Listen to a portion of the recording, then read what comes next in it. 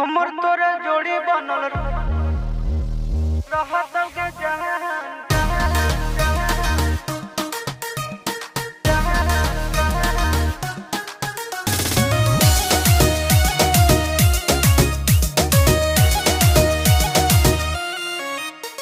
सावन का महीना है, मस्ती में जीना है, 4 चिलम गांजा रोज सुबह शाम पीना है। ए सोना, सावन का महीना है, मस्ती में जीना है, 4 चिलम गांजा रोज सुबह शाम पीना है।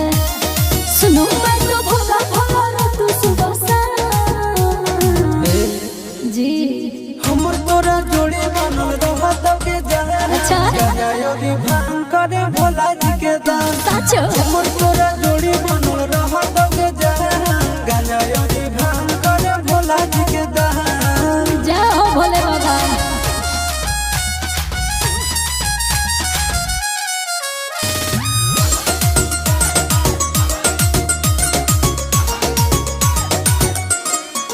बाबू सोना रे सोनो ना रे जाऊंगी देव घर सूट के रुआ कलर किन दो ना रे।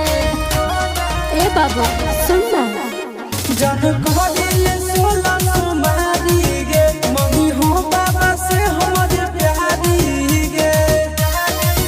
पूरा करोगे भोला जी आना। बालक धैर्य रखो। हमर तोरा जोड़ी बनल रहत के जहां।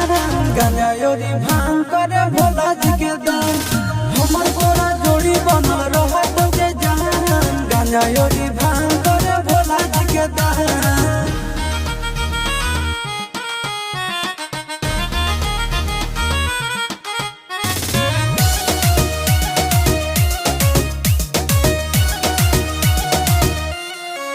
ओ दीवाना रे देवघर जाना रे, चूड़ी शंखा बोला जिसमें लिखा बोला लेके आना रे।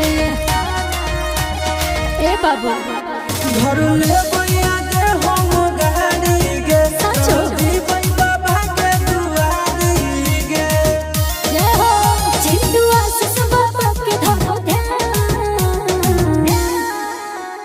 हमर तोरा जोड़ी बनल रहत के जहां। गाजा योगी भांग करे भोला जी के दान।